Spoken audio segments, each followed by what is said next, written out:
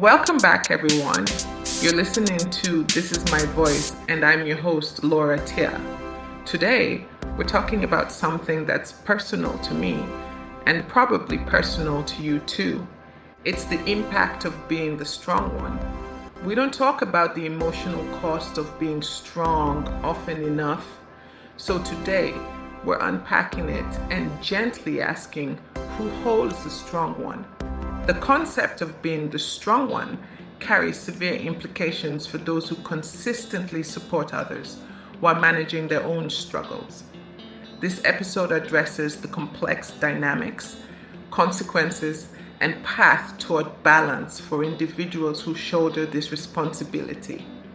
The archetypal strong one typically operates as a quiet but essential force in their social circles and families. They're characterized by unwavering dependability, consistent emotional availability, and a natural inclination to prioritize others' needs. In simpler terms, they rarely say no. This typically develops early in life through parentification, when children are forced to mature quickly and take care of others, or through repeated praise for being so mature and capable. This early conditioning creates a deep-seated association between being needed and feeling worthy of love. The burden of perpetual strength exacts a significant toll that manifests in many different ways. Those who find themselves in this role frequently struggle with suppressed emotions, anxiety concealed as excessive preparation, and never-ending guilt when trying to establish boundaries. Many find themselves overfunctioning in relationships, taking on multiple roles like planner, nurturer, and unofficial therapist. This pattern inevitably leads to burnout and a peculiar form of grief. The pain of providing emotional security for others while lacking such support themselves. A particularly revealing aspect of this dynamic is how many strong ones view their own moments of vulnerability as failures rather than natural human experiences.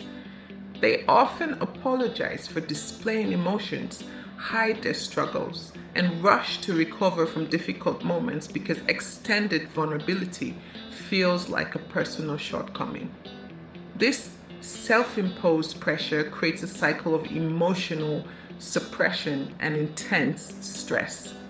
Cultural expectations also play a major role in perpetuating these patterns, especially within Black, African, and immigrant communities, where strength is often viewed as essential for survival. Women, especially in these communities, face extra pressure, celebrated as strong Black women or strong African mothers. While this strength receives praise, it's frequently romanticized without acknowledging its emotional and physical toll. The reality remains that sustained strength without breathing space is unsustainable.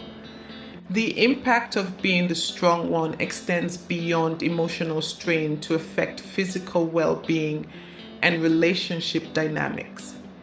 Many find themselves trapped in a cycle of overcompensation, taking on excessive responsibilities while neglecting their own needs in relationships. Patterns like this always lead to chronic stress, difficulty in forming balanced relationships, and challenges in accepting support when it's offered. The big question in today's discussion is, what is the path forward? Well, the path toward healing and balance starts with recognizing that authentic strength includes knowing when to seek help. This means learning to say no without feeling guilty, accepting help even when it feels uncomfortable, and acknowledging fatigue or vulnerability without shame. It requires creating relationships where emotional support flows bidirectionally and where vulnerability is welcomed rather than judged.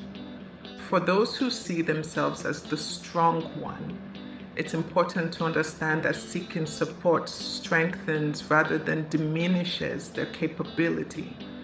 This realization often requires unlearning deeply ingrained patterns and beliefs about self-worth and responsibility. It involves examining where they might be overcompensating or using strength as a shield against vulnerability. I believe this also ties into our earlier series about people pleasers. The journey to balancing you versus others includes practical steps such as setting boundaries, expressing needs clearly, and allowing others to provide support. It means recognizing that strength and vulnerability aren't opposing forces but complementary aspects of human experience.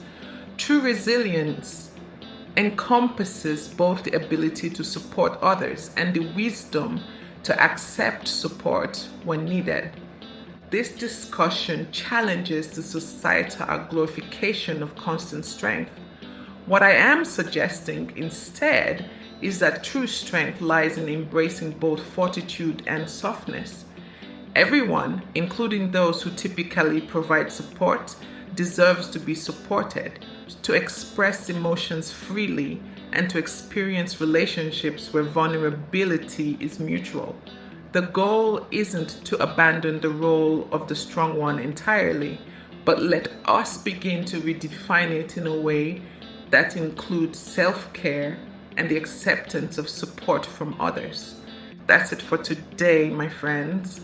If this episode resonated with you, please share it with someone who's always been the strong one in your life, the one who needed to hear this, the one who needs to take more time for themselves.